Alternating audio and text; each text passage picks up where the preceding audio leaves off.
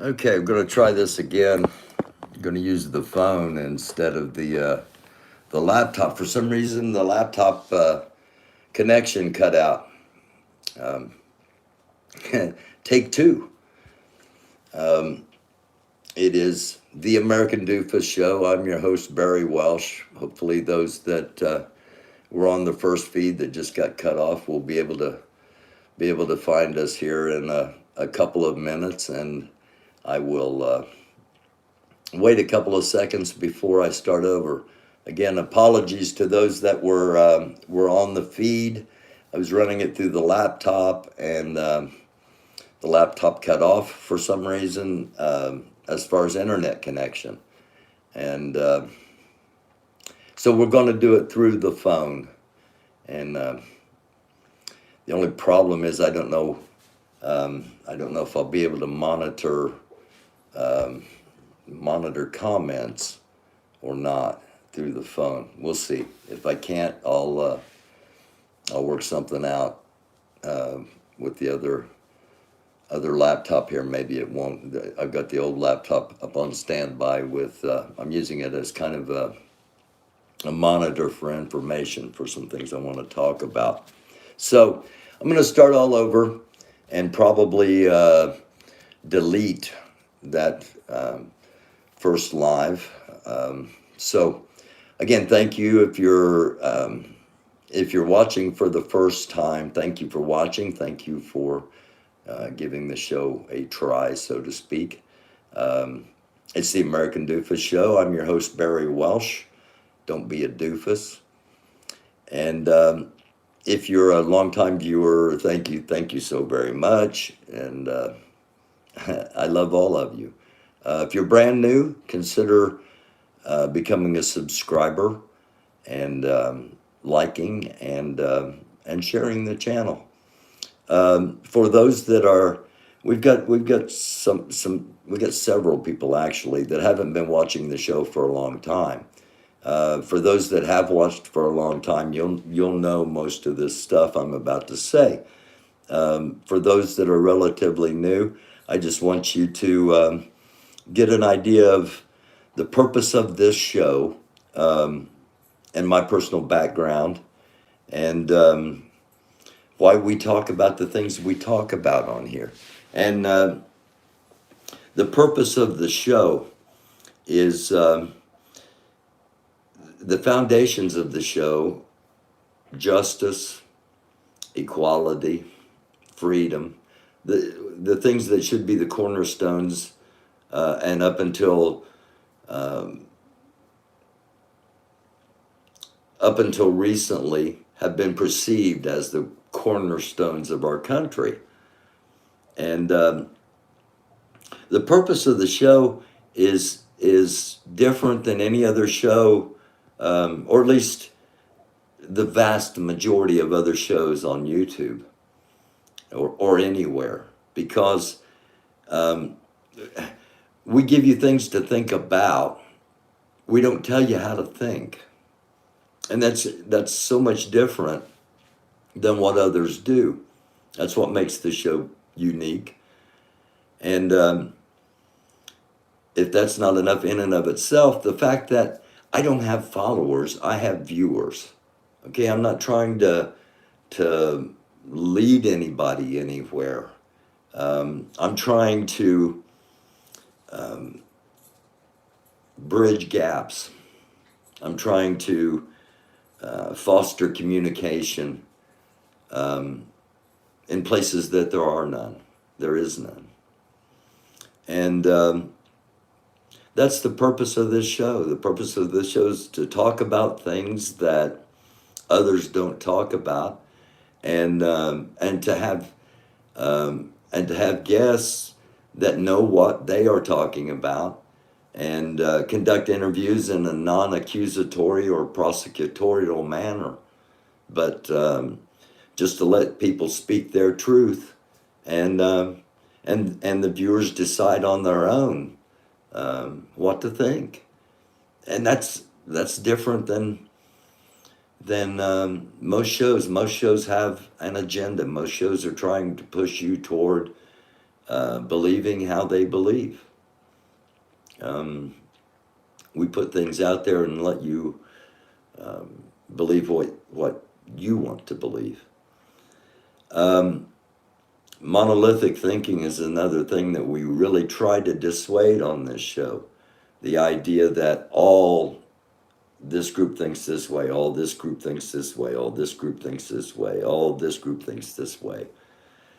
Because it's simply not true. One of the reasons we started this show was because we felt like people needed to hear somebody that looks like me say the things I say, because you don't see it. Now, I'm not the only white person in my age demographic that feels as I feel.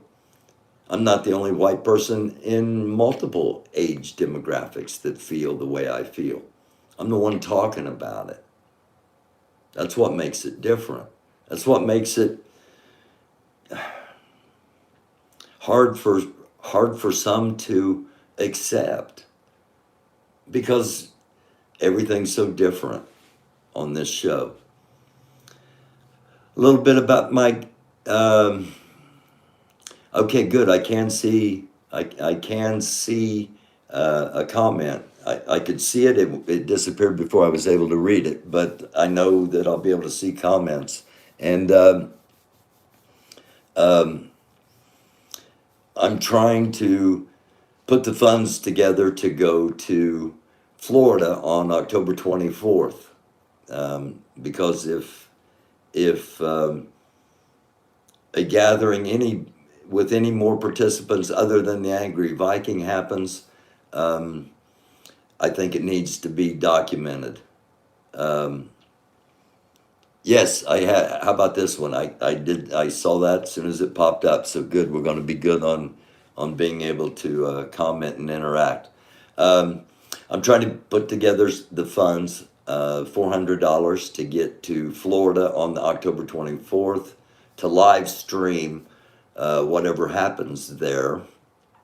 The Angry Viking has invited General Delta Django, and General Delta Django's invited me to come and live stream it, come and document it, come and give the whole story and the truth, because corporate media doesn't do that, and they don't do it because it's not commercially viable, and they don't do it because if they don't say what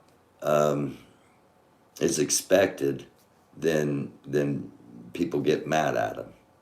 And I don't have that worry, because at one time or another, everybody's mad at me, which means I'm staying in the middle and doing a good job of being neutral, because I'm not saying something that pleases everybody.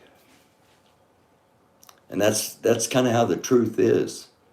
The truth, one person's truth is not going to be the exact same as another person's truth. The American Doofus, man down. Thanks for watching, man down. So a little bit, I'm trying to do that. Cash App is American Doofus. If 40 people over the next week donate $10, then I can go down there. Now, if it turns out that this is a setup, if it turns out that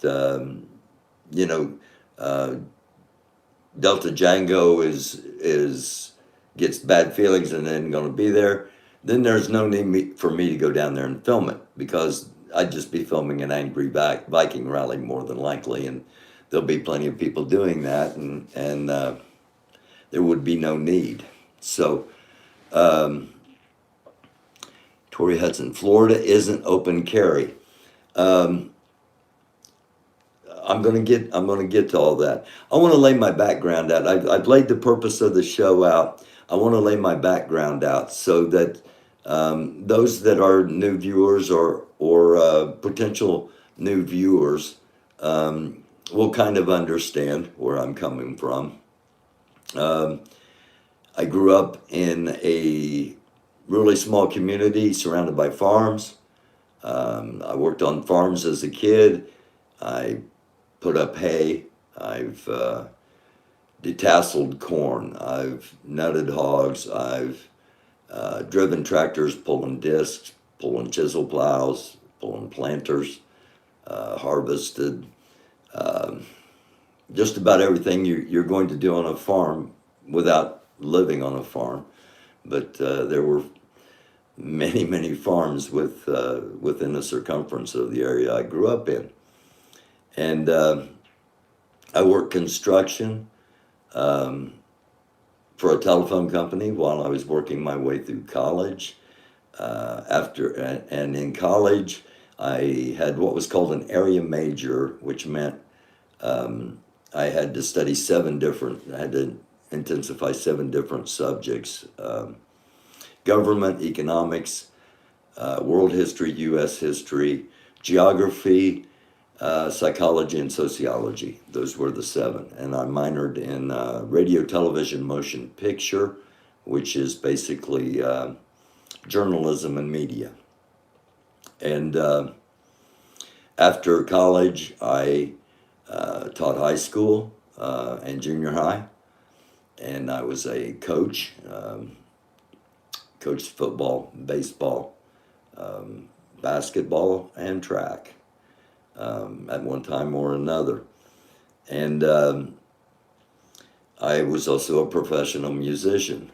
Now, those that have been a musician, you know that you usually have to do 2 or 3 other jobs to keep things paid when you're a musician, because despite unless you're in that upper 1 or 2% that but you know what I'm saying, if you've just been a regular musician. So I worked several jobs while being a musician, and I was also the pastor of 2 different churches in the United Methodist Church. And so I've also been on the radio, and I've also worked for newspapers and magazines and e-magazines and online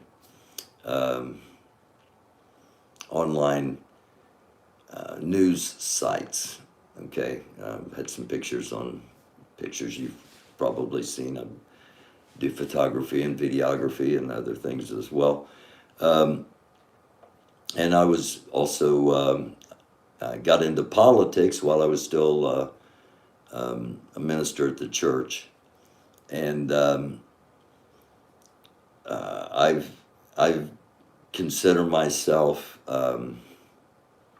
not an expert on politics, but someone with advanced knowledge and someone with inside knowledge of politics. And I ran against the current Vice President, Mike Pence. Yeah, I'm from the same state, but I ran against him 3 separate times, then ran against the people he appointed. So, and my campaign, the campaign theme was people before profits. So, and you can look all this up on the internet if you want to, but again, I'm just giving you an idea of who I am. And my partner Kay and I started this show, and it was all Kay's idea, and she set the whole thing up. Instagram account, Twitter account, all that stuff that I need to be utilizing more than I do. But she set all that stuff up and had it set up for 6 days before I ever did the first show. And the first show is about the flags, about this flag. And the way this flag is hanging is not disrespectful at all. It is not against the flag code the U.S. Federal Flag Code. It is a sign of distress, and it's hung the way it's hung because I feel our country's in distress. And anytime you have a large chunk of the population that feels oppressed, that hasn't been treated equally, that's been manipulated by the systems, then you come to a place where you're just about at war with each other. And if that's not distressful to a country, I don't know what a definition of it is. So that's why the flag's hung the way it is. It's because I'm not going to take it down. It's still the American flag. To me, it still symbolizes everything the show stands for. You know, the peace, justice, freedom, equality, the things that this nation should be the world leader in my opinion. So yeah, I ran against Mike Pence 3 separate times. That should give you an indication that Mike Pence and I, while we are the exact same age, we do not think anywhere near the same and never have. So that should give you a clue that not all white people are going to think the same, and it's the same. All white people think, gosh, all black people are the same, and that couldn't be farther from the truth. But again, 75% of white people do not have a conversation with anyone in a community of color on a regular basis. And that's why, that's another reason that it's important that I have young, strong black men on here talking about how they feel. And I let them talk about how they feel. Because otherwise, you know, people that see that conversation may be the only conversation they ever see between an older white dude and a young, strong black man. And that's a shame, because there should be more. There should be more conversations. There should be more understanding, or at least attempts to understand, at least in my opinion. And again, that's why I do the show. And when I say we, it's because even though Kay passed away, she's still part of this show. You know, she was the founding force, the inspiration behind it, and the one that told me I needed to get on here. And if I really believed that our country was heading to a conflict amongst ourselves on our own soil, that I should do everything I can to try to stop it. And that's what I do. Again, thank you those that are watching. If you're new, I hope what you've heard gives you an idea of who I am and what the purpose of the show is. Now, a couple of questions I've gotten recently, and I've gotten this more than once. The question is, what is your long game? What is my long game? And one person asked it, like, I don't know, 4 or 5 times. And I don't look at the comments normally. I don't go back and look at the comments because the show's not really about me, and most of the comments are about me. Now, YouTube does send me like highlighted comments from 1 to 9 on episodes, and I will occasionally glance at those. But these messages came in through email, and I do read everything that's in the email. And speaking of which, Sunday in the Sunday Night Wrap, I either do a video or I do an email. And Sunday night I've got an email from I believe her name is Debbie that I'm going to share. Um, but the person asked several times, "What is your long game? What is your long game?" And eventually said, and I want to read this. You won't tell what your long game is because you're trying to position yourself to be the leader of a new movement, unifying the people and becoming president.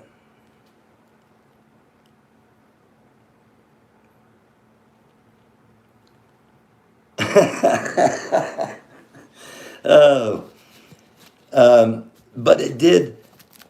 I saw that and it did make me think. Okay, what is my long game? And my long game is to be alive and there to be peace. November 4th of 2020. That's as long as I'm thinking right at the moment. To be alive and there be peace after the election is over. That's how serious I personally think things could potentially be in our nation. And that all comes back from who is the enemy? Everybody's ready for a war. Not everybody, of course. That's an over-exaggeration and an overstatement. But way too many people are ready for a war. And I'm not sure everybody understands who the enemy is for each group. Now the white supremacists, I know who their enemy is. But the ones that claim they're supporting the Constitution, I'm not sure who their enemy is if they aren't a racist white supremacist. And I don't know how you can be a white supremacist without being a racist, or you be a racist without being a white supremacist. I think they kind of go hand in hand. But who is the enemy? Now, that takes us to Florida. And again, I said, trying to raise the funds to go to Lakeland, Florida on October 24th to document and live stream whatever happens. And I'd be going down there to document history, not try to make it, okay? I'd be going down there like Switzerland, a neutral party. And I think it could be an historic thing if multiple groups got together and talked. No guns. 3 representatives from each coalition that shows up. We know the Angry Viking's going to be there in his group. He says he's not racist, so he should be a negotiating partner with whoever else shows up. The 3%ers, if they're not the one and the same, the Boogaloo Boys, the Proud Boys, the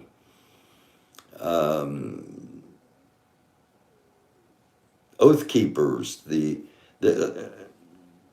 are 4 major militias in the United States, 4 national groups, and they are the Oath Keepers, and I want to get it right because I always mess it up, the Constitutional Sheriffs, the 3%ers, and the NFAC.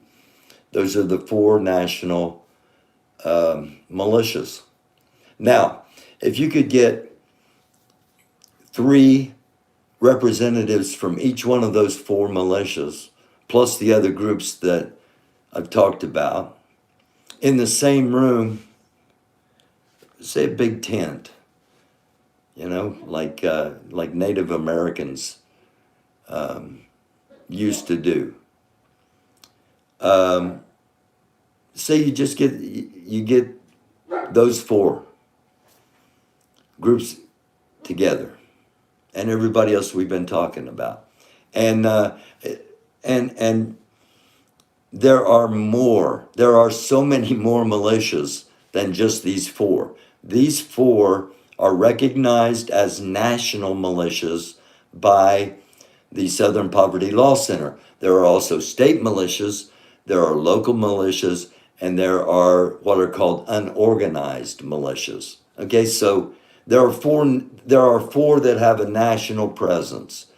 There are more that have a state presence, and even more that have a local presence. You know, there's probably 400. At one time, there was 311 was the most. I'm guessing there's over 400 militias probably now, but it's just a guess because I don't have statistics. But let me get back to the point. Lakeland, Florida, October 24th. Have a sit down. No guns. Have a sit down with everybody that wants to come, everybody that's willing to come and talk and listen. And if nothing else, by the end of it, you'll have a pretty good idea who the enemy is. And before you go to war, shouldn't you know who the enemy is? Just something to think about, okay? The problem with it is, at least one of the problems, the major problem I see with even if it does happen, there was a movie in 1979. I've referenced it several times on this show. And Dave Lackford, one of our great guests, he and I discussed it one time. Movie from 1979 called Warriors. And it was about all the New York street gangs got together in Central Park, and they all agreed no weapons. They were there to listen, and somebody snuck in a weapon. Somebody fired a shot and killed somebody and blamed somebody else for doing it. And that's the whole premise of the movie is the gang, the Warriors, are trying to get back to Coney Island from Central Park. And all the other gangs think they have, the Warriors are responsible for the violence that had happened, when in fact they were not. And that would be the only, the major drawback is to get everybody to trust that that there would be no guns. Even though Florida is not an open carry state, that would still be a concern of mine. And have every group have their own live streamer there, so that and if all that happened, I wouldn't need to be there as an independent media person, because there'd be enough streams that they'd be able to show the truth. But again, just a thought, something to think about.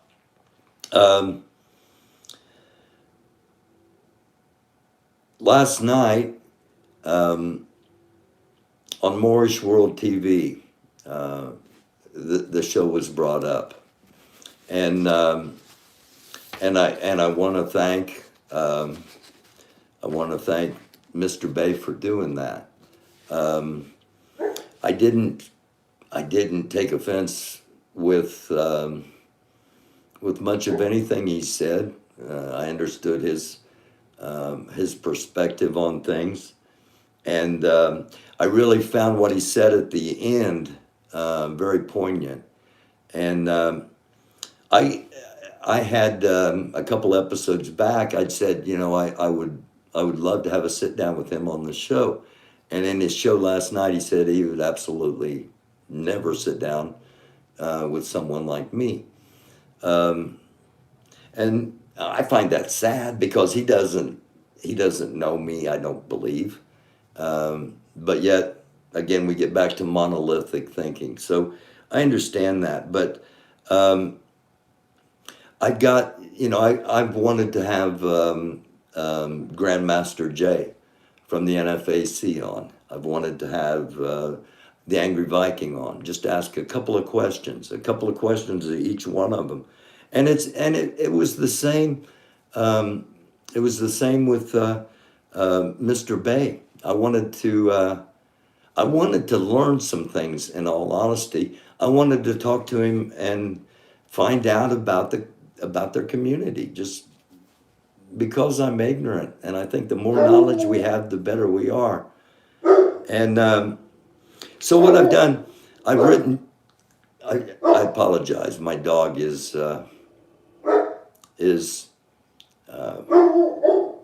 Oakley. Somebody's out there. I wanted to have Grandmaster Jay on, and a lot of people have said that I only want to have him on for views, and that's not the case, because that's a one-time deal. It's not like he comes on and however many people watch him suddenly start watching me. That's not the way it works, and that's not why I want to have him on.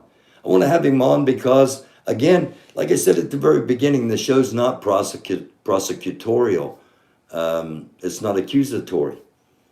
It's letting people talk, and whether I personally agree, whether viewers agree, it's about hearing things that maybe we would not otherwise think about. And I wanted to have him on to answer the questions that all these others keep asking of him, and if he wants to, okay? I'm not going to beg anybody to do anything, but there was a perception that possibly I'm part of the NFAC, or I'm that I endorse the NFAC. Never said anything like that. Never, ever at all. I've never told anyone to join the NFAC. I've never told anyone not to join. I never told anyone to follow Grandmaster Jay. I never told anyone not to. And it's the same with, even though they're so completely different groups, it's the same with the NFAR. I've never told anybody to join that. I've never told anybody to join anything or not to join anything. What I have said is that I don't believe that Grandmaster Jay is an agent of the U.S. government. I don't believe he's an agent of the United States government. And I've said, if he's legit in what he's trying to do and get a separate area for the people that want to follow him, he's probably going about it politically as best as you possibly could. Now, does that mean I endorse what he's doing? No. It means I understand what he's doing. Do I have a problem with it? No. Multiple things can be true at the same time. Are there inconsistencies with Grandmaster Jay and his message? Yeah. But does that mean he's an agent of the United States government? And that's never been my position. Did he do people wrong? It sounds like it to me from things that I've heard. I wasn't there. But still, nothing has come up to convince me that he is an agent of the United States government. Now, is there a possibility he's aligned with somebody else and he's an agent of another country? That's always possible. That's always possible. And especially if you go back and you think, he's talked a lot about Moscow and Russia contacting him. And I'm not saying that is the truth. I'm not saying that. I'm saying that is, to me, that's a bigger possibility than he's an agent of the United States government. I know I saw somebody put up the COINTELPRO thing, and that's still a possibility. I just personally don't think that's the case. And why the flag upside down? The flag upside down, according to U.S. flag code, is a sign of distress. And I think that, and I'm not going to take the flag down because to me the flag has too much power, and I'm not going to let the Republicans or the Patriots or any group that I don't align myself with steal the flag from me. It still represents me. It still represents what I believe America should be, and what I'm working to see America become finally. And it's a sign of distress. It's the official sign of distress. It means no disrespect at all. Things. So I wrote questions that I would ask Grandmaster Jay. I would ask the Angry Viking, and I would ask Mr. Bay, since chances are I'm not going to be having them as guests. Although I would like to have all three of them as guests, I'd be willing to go on all their platforms as well if they wanted. But the first thing I'd ask Grandmaster Jay is why such little media coverage, and why is the coverage that they get hard to earn? Now, see, this was a major point of friction between Delta and Jay. The idea that the Grandmaster Jay is trying to get media coverage. From a political standpoint, I totally understand that. And there's something called unearned media and something called earned media. Earned media you got to pay for. Okay? It's like a commercial. You got to pay for. Unearned media is a news story where your name is mentioned as a candidate. Okay? That's unearned media. So that would be the first thing, because I just find it hard to believe that I'm the only one that's been following this from the very start,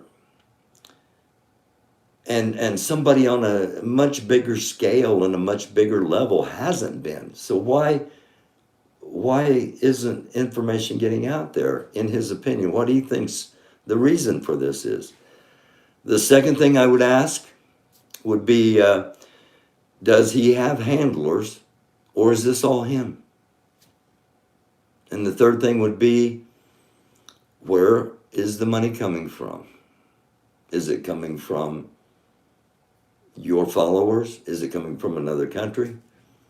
I think those are the three questions people would like to have answered, and I'd give him a chance to do that without interruption, without contradiction. And if it gets to a point he wants to talk, all he's got to do is email me at americandoofus@gmail.com, and we'll set something up. Angry Viking. Before, I wanted to ask, when I thought he was going to Kenosha, Wisconsin,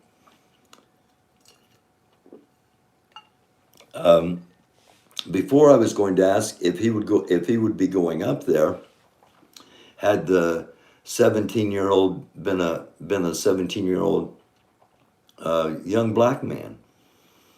But now the question that has to be asked, and this is an incredibly important question, and I think this question possibly defines who is the enemy. The question I would ask is, if Trump loses the election and will not step down, do you support him, or do you support the United States Constitution and the peaceful transfer of power that has gone on every single time in the history of our country? I think that is going to become a major dividing line, personally. I don't think this is going to be a cut and dry. It's not going to be white and black. It's going to be messy. It's going to be ugly. It's going to be horrific. And it's something that I'm trying to stop by talking about it instead of just pretending nothing's wrong. So that's the question I would ask him to start off with. And I don't know, maybe I'd start off with asking him who his favorite football team is or something like that.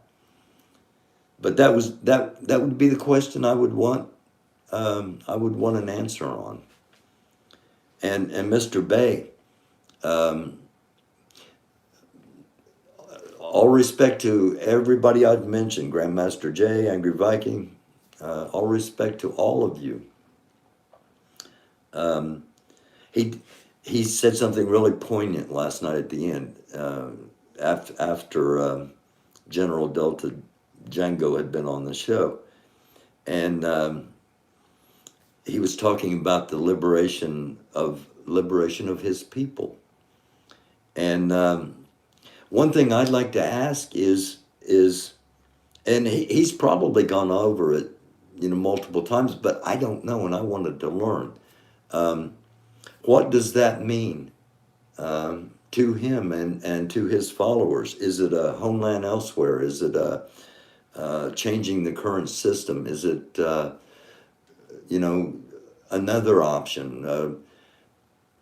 And I don't want to have conflict with anybody. I'm in the middle, trying to talk with everybody, trying to build bridges when so many others are trying to push divides.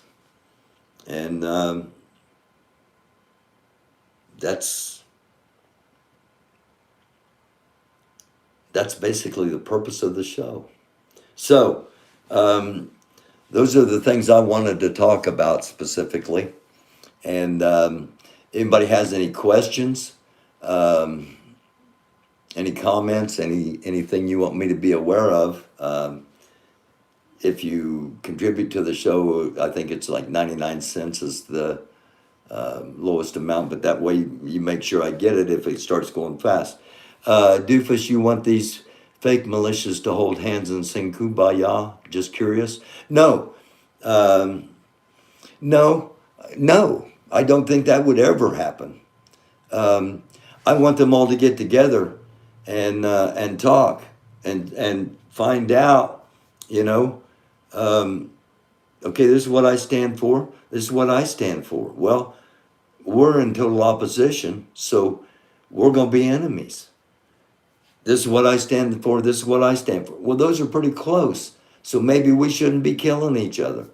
That's all I'm talking about, that kind of a conversation before you start a war without knowing who the enemy is. I think that's ludicrous. You are bored. I am bored. Okay.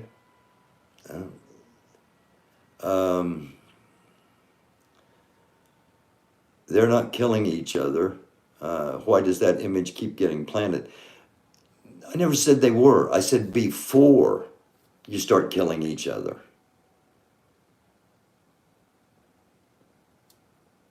Anybody else? What's the point of a white militia? They're a social club. I don't know that they're a social club. I do know that, like I said, there are 4 national militias: the constitutional sheriffs, the oath keepers, the 3 percenters, and the not fucking around coalition. And then statewide, there are 3 statewide, 4 statewide in Arizona, 1 statewide in Arkansas, 1 in Delaware, 1 in Indiana, 1 in Maine, 6 in Michigan, 3 in Missouri, 2 in New Jersey, 4 in New York, 5 in Ohio, 5 in Pennsylvania. I'm sorry, 4 in Pennsylvania, 1 in Rhode Island, 1 in Texas, Vermont, Washington, and West Virginia all have 1. Those are statewide. Locally, Alabama has two. Alaska has one. Arizona two. California has four. Florida has 1, 2, 3, 4, 5. Um, Kentucky has one, and I know better than that because I'm familiar with two militias in Kentucky that aren't on this list as being local militias, and then so there are a lot of militias that aren't listed by the Southern Poverty Law Center. What's up, OG American Doofus? Hey, man, appreciate your honesty and realness. Thank you so much. I didn't get to read the rest of that. How am I defining militia?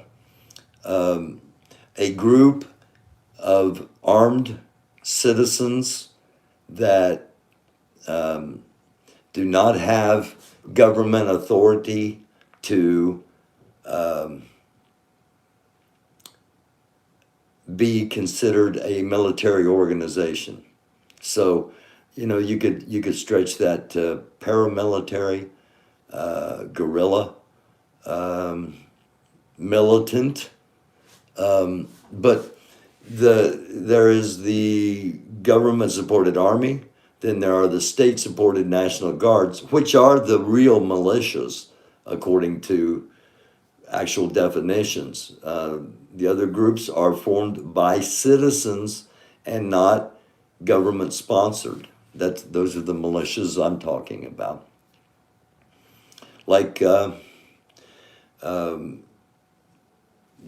four that brought up, the four that I brought up, that are national. They have a national presence, or a presence in enough states to be considered national, or what those four militias are, and they aren't government sponsored. Actually, I think 2 out of the 3 are listed as potential terror groups. The NFAC is not one of them. So, I don't know, there were several comments popped up there at the same time, and I wasn't able to see them. So, are they like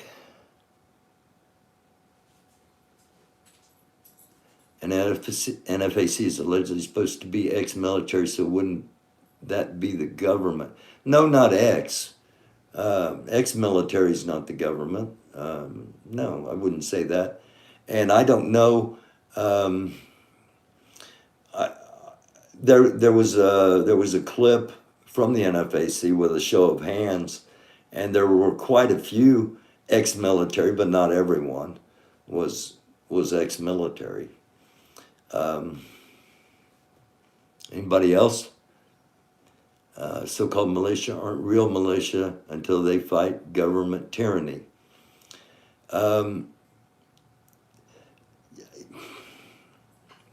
I'd say yeah. They're not going to. Nobody's going to. No single militia is going to be battle tested. Okay. If things break down, and one group, the Proud Boys, they don't call themselves a militia; they call themselves a gang. So you're getting into a whole different level there. Do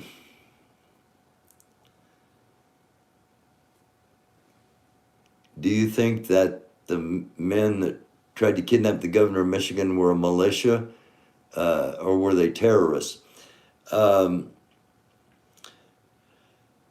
They were a militia, but their activities after 9/11, their activities now fall under the category of domestic terrorism.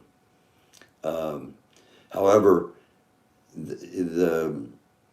the plot must have been, it had to be more than just, hey, somebody said, hey, let's go do this, and somebody else said, oh yeah, okay, let's go do it, and that's all it was, is just talk. It had to be more more to this plot, I'm guessing. And as the thing in Michigan, as it goes on, I'm sure we'll learn more and more about that. It was militia activities, but under our current laws, it would be hard pressed for a legal defense to be mounted that it wasn't considered terrorism or wouldn't be considered terrorism, I would guess. And I'm basing that guess on the fact that I've talked to a couple of people about, okay, what are the legal ramifications in this? What are the potential military ramifications of this? Will this speed up other militias to act before they themselves get busted, kind of thing? That's why I said earlier, my long-term goal is to be alive and have peace when the election concludes. If they were in militia, do you know the name of the militia? Because it looks like a terrorist threat to me. The name of the militia was the Wisconsin, or not Wisconsin, the Wolverine militia. I don't know if it was called the Wolverine militia or the Wolverine men. But if you Google Wolverine militia, you'll find out, and by now most of the names have been released of those that were involved in the plot. That was right. I saw that just before it disappeared. It was the Wolverine Watchman. Once I saw, and yep, it was the Wolverine Watchman. That was the name of the group in Michigan, and they were not on anybody's radar. They were a private group on Facebook, and yeah, Wolverine Watchman. You're exactly right, DTW. And they were a private group on Facebook. So there are a bunch of militias we aren't aware of. Was it a gang or a militia? I'd say this was a militia that was plotting this. Not a gang. But there was another incident yesterday also. The head of the state of Virginia, the head of their white militia was arrested for open carrying a pistol in a park. So again, my concern is with these things with Michigan and Wisconsin, that it speeds up the timeline. It doesn't, we need to have every moment we can. Those of us that are trying to maintain peace, we need to have every moment we can to try to do that. I haven't said it yet, but going to have General Delta Django on tomorrow. And if you have questions that you'd like me to ask General Delta Django when we do a Zoom tomorrow, let me know about those, either in comments after the show's over. Well, no, send me an email, or and I want everybody to go to American Doofus on Facebook and follow. The only reason is because if live feeds get cut on YouTube, I'll go to American Doofus on Facebook. If I'm doing a live tomorrow from Brookville, Indiana, and it should be just a peaceful march with counter protesters there, but we never thought there was going to be somebody attempted to be hung. They're going to try to have a hanging in Bloomington, Indiana, on July 4th weekend either. So I'll be there live covering it, and again, hopefully, more than likely, it's going to be a peaceful little event. But no matter what, we'll be there. And if I can't get a signal, if I get cut off of YouTube, whatever it may be, follow on American Doofus page on Facebook. Anybody else have anything else before we say goodnight on a Friday?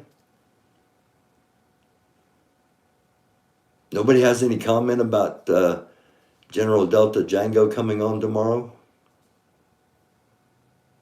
Okay. Well, we are going to talk about Florida. And I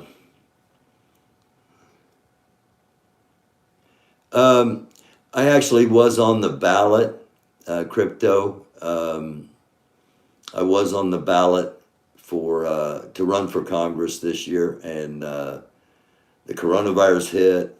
Actually, I got asked to run really, really late. I hadn't intended to run, and I was asked to run really, really late just in case there was a problem with, because there appeared to be a potential problem with the other candidate, and they wanted somebody on the ballot that if something happened, they would know who the candidate was. There was coronavirus. I couldn't campaign. And so it wasn't, I didn't do much more than have a few videos on Facebook this election cycle. But yeah, I was on the ballot in the primary. Good luck next year. Yeah, I'm not going to be, yeah, there's not going to be any next year or next cycle for me. I'm hoping that this grows into something, and I'm hoping that we can continue to try to achieve peace, because it's not going to be an easy road. One thing I find suspicious is how easily you can take off work for the formation like that. I haven't been to a formation, so I haven't taken off work to do that. How those that, well, they're all on a Saturday to begin with, so that gives you probably only have to take maybe Thursday or Friday off for travel, depending on how far away you are. And then it gives you Sunday to get back and recoup before starting back to work Monday. So it's called vacation days or being the boss. Yeah, I don't, that has never been an issue. Never been anything I really thought about. How are they all taking off work?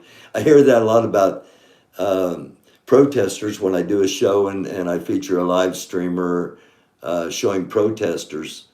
I hear a lot about, they should just get a job, and, when they're protesting at 9 o'clock at night, and they probably worked all day before protesting. But anyway,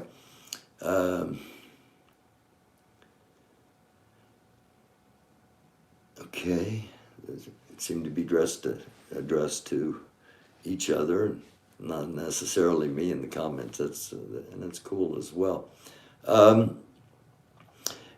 General Delta Django tomorrow. We're going to be talking about Florida, and while I brought it up, one thing I like about General Delta Django is he's not afraid to talk to anybody else, and he will talk with other people, and he will listen, and he'll make up his own mind. He's a warrior. I have absolutely no doubt. He's an independent in that nobody's going to tell him what to do. Nobody controls him. He's his own person. And that's what Americans are known for. So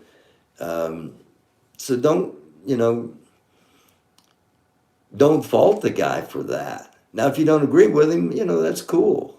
But don't don't fault the guy for having the guts to speak his truth, because there aren't a lot of people that look like me speaking like me, and there should be. And the reason that Delta Django said he would use my platform if he had major announcements or something he wanted to make sure it got out, is because he knows it's not going to be confrontational. It's not going to be, accusing or prosecutorial. It's just going to be, okay, let's talk. And I just think if we did more of that, it'd be a lot better place. And I want to address one more thing, because I know it's going to eventually become a topic or a question, or yeah, Delta and I text back and forth on occasion and talk on the phone. And he's an incredibly busy guy, and he doesn't pay a lot of attention to the news. So some information came up. I thought he should be aware of it. I let him know about it. And that's what you do when you don't want to see people potentially get blindsided or be in trouble or anything like that.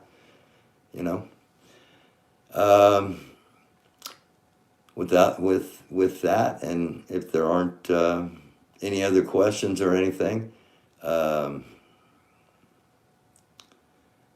even Angry Vikings crowd wanted nothing to do with him. Please do not segregate. I'm not trying to segregate. NFAC kicked Django out. I don't necessarily think that's true. I think it was like a mutual parting of the ways. I don't know. I wasn't there. And really, that doesn't matter at this point. They're two separate entities, very different entities. The NFAC's more of a political wing that uses the formation as a show of force. And Delta Django is, as long as you're not treading on him, he's not going to tread on you. But if you tread on him, he's going to tread on you with a big old giant boot. That's my impression. So they're two different things.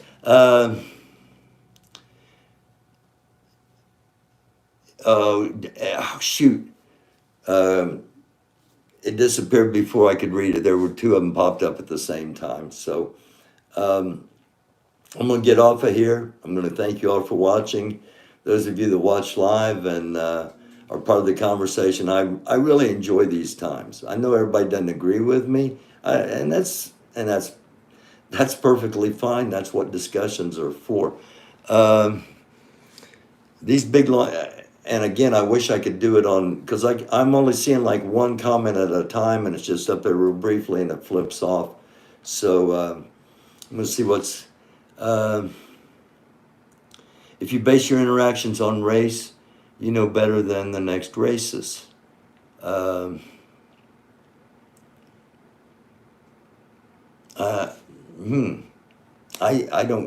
don't know. I don't know if I would say I base my interactions off of race. Now, I will say that, I hear people say, "Oh, I don't see colors." I just see people. I don't see colors, and I think that's crap. Personally, I don't know, but I see colors, and it matters because not all colors are treated equally, and that's a very real problem in the United States.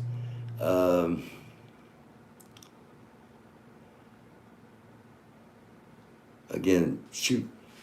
I just get started on reading something and it disappears, and I apologize for that. And we'll get back to where we're doing it on the laptop, so I can see the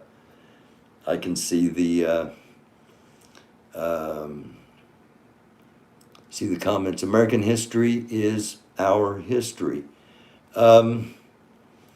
American history is the history of the country, but in my personal opinion, not everything about American history is taught or even talked about in a lot of situations. So, but yeah, good or bad, it is our history, and it is ours. It is something that requires it requires even more healing. When after 400 years, you would have thought there'd have been so much healing that it wouldn't be required, but that hadn't been the case. There's been continued wrongdoings. Let's just put it that way. All right. I love you all. Thank you all again. If it's your first time viewing, thank you. I hope you'll come back for another edition. And if you're a regular subscriber, thank you so very much. And if you haven't subscribed yet, please consider doing so. And I don't know. I'm hoping that something will come into my head that I haven't thought of that I can throw out that will bring us closer to peace and pull us farther away from conflict with each other. Peace to all of you. No matter what religious faith you are, or if you are one without a religious faith, I wish you blessings. I wish you peace. I wish you happiness, and it's my wish that you have hope, that somehow, some way, in the darkest of times, we can all try to be alive. Take care of yourselves. Take care of each other. Love you all. And until next time, it is the American Doofus Show. I'm your host, Barry Welsh. Don't be a doofus.